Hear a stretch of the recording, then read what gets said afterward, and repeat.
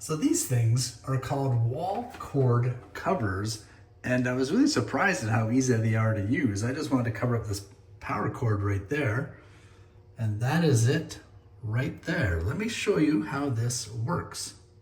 So this is it here, and what you can do is, if you look here, there is like an adhesive that you can peel off here, and then these pieces here just slide out like that.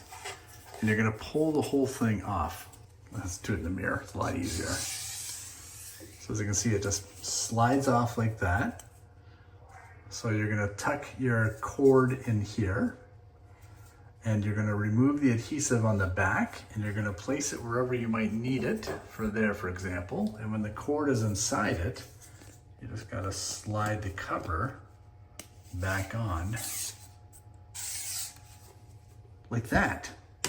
How cool is that? It works so well. And it just makes the messy cords look a little less intrusive.